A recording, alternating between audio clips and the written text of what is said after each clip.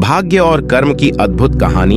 यह कहानी भाग्य के उस रहस्य को समझाने की है जिसे हम अक्सर जीवन की हार जीत का खेल मान लेते हैं। क्या वाकई भाग्य में जो लिखा है उसे कोई बदल नहीं सकता, या फिर हम अपने कर्मों से उसे नया मोड़ दे सकते हैं? एक पुराने गांव में एक साधु अक्सर यही सवाल लोगों से पूछते थे, क्या भाग्य आपके जीवन का मालिक है या आप खुद? लोग हमेशा एक ही जवाब देते थे, जो लिखा है वही होगा। लेकिन एक दिन साधु ने कुछ ऐसा कहा जिसने पूरे गांव की सोच बदल दी।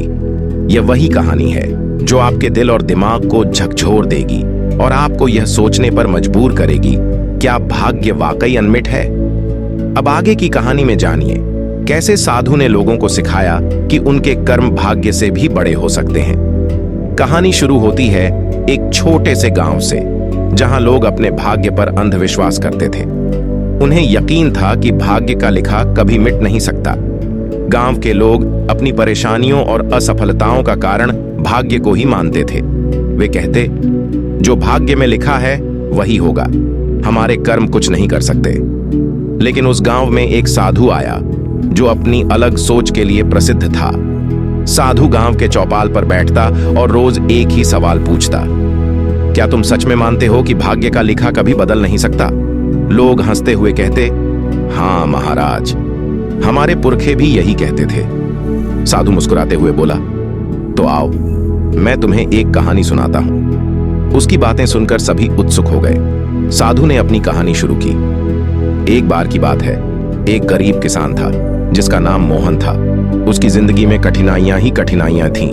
हर फसल बर्बाद हो जाती और उसकी मेहनत कभी रंग नहीं लाती। वह अपनी गरीबी और असफलता का दोष हमेशा भाग्य को देता था। एक दिन निराश होकर मोहन एक बूढ़े संत के पास गया और बोला, महाराज, मेरा भाग्य बहुत खराब है। मैं कितनी भी मेहनत करूं कुछ अच्छा नहीं होता। क्या मेरी जिंदगी कभी बदल सकती है? संत ने उसकी बातें सुनी और फिर मुस्कुराते हुए कहा, तुम्हारा भाग्य तुम्हारे कर्मों पर निर्भर करता है।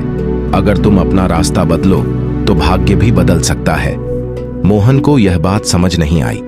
उसने कहा, परंतु लोग कहते हैं कि जो लिखा है वह तो होना ही है। संत ने एक पेड़ की तरफ इशारा करते हुए कहा, उस पेड़ के नीचे जाओ और वहां जो पत्थर रखा है उसे उठाओ। मोहन ने जैसे ही पत्थर उठाया, वहां नीचे सोने की चमकती हुई मुद्रा मिली। मोहन हैरान हो गया। वह संत के पास लौटा और बोला, महाराज, यह तो चमत्कार है। संत ने गंभीरता से कहा, यह कोई चमत्कार नहीं है, यह तुम्हारी मेहनत और विश्वास का परिणाम है। अगर तुम उस पत्थर को उठाने की कोशिश ही नहीं करते तो क्या तुम्हें यह मुद्रा मिलती? मोहन को समझ में आ गया कि उसकी मेहनत और कर्म ही उसका असली भाग्य थे।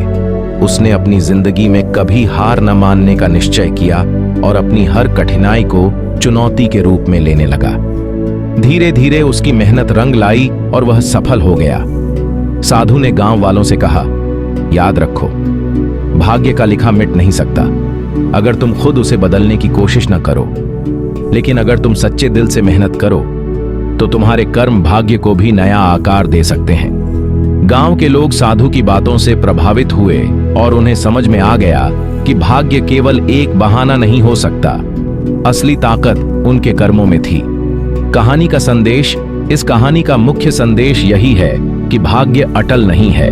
अगर आप अपने कर्मों को सही दिशा में लगाते हैं तो आप अपने जीवन को बदल सकते हैं। जीवन में चुनौतियों का सामना करते समय हमें भाग्य का इंतजार नहीं करना चाहिए, बल्कि अपने कर्मों से भाग्य का निर्माण करना चाहिए।